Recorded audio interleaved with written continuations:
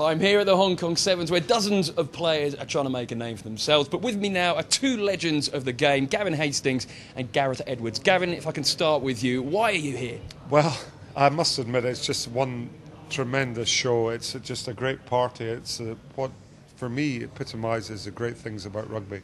And that's people having fun and the guys out in the field just showing off their skills and prowess. And it's just the complete package. It's just wonderful. And you two here are actually representing the Lions, is that right? Yeah, well, we're ambassadors of HSBC and we are ambassadors for the Lions tour next year, and sort of doing a few visits and visiting the bank whilst we're here. And of course, taking in the Sevens. Been coming here almost since its inaugural event, which was a long time ago, a bit before your time. But when the Sevens were in Happy Valley, and we all thought that moving it to another venue would change it forever. But you know, this is a wonderful rugby moment. It's on the calendar, isn't it?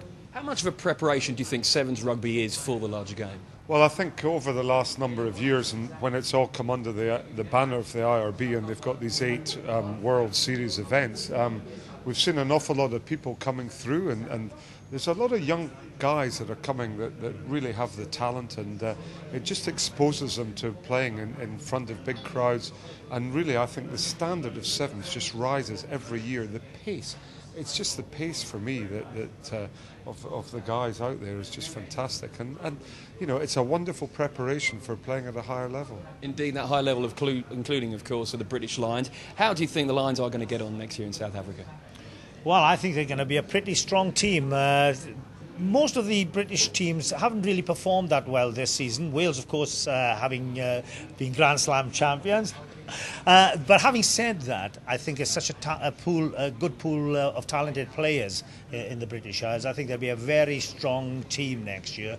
And with good management and the right coaching staff, I think they'll take some beating.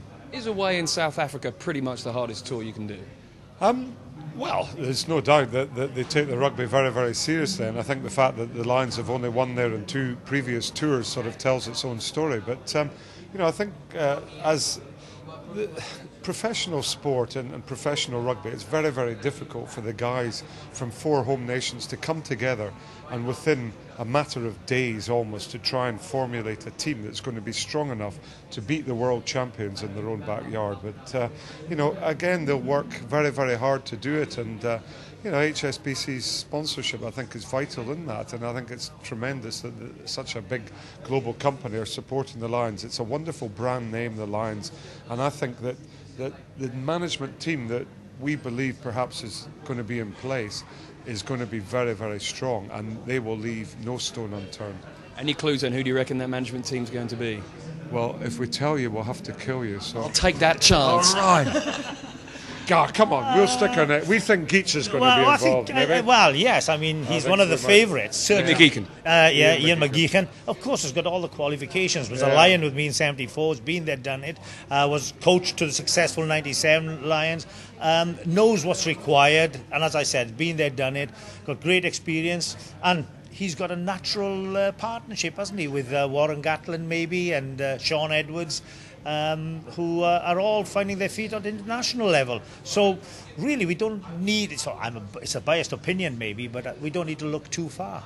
Let's look through the key positions then if we can. Who's going to be the captain, do you think? Who's going to be filling in your position, the number 9, number 10, places like that?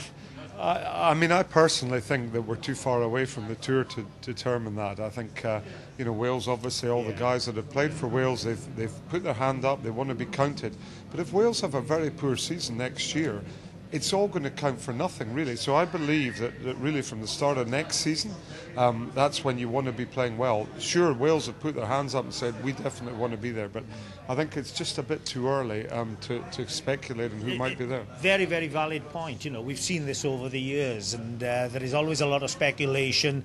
And of course, if you do that far too early, then you find that you've got egg on your face by and large. It's vitally important. These guys have shown what they're capable of. The selectors will keep a close eye on them, but they'll be more interested in their performance next season in the Six Nations. we've got a good autumn internationals as well coming up, and then they'll be stepping into the Six Nations, and they'll want those guys in form on that occasion. So it's a bit premature and a bit dangerous to start preempting who's going to be in whose position. But there's a few guys put their hands up already. One thing's for sure, Gar, we won't be there. Not playing anyway. Not playing.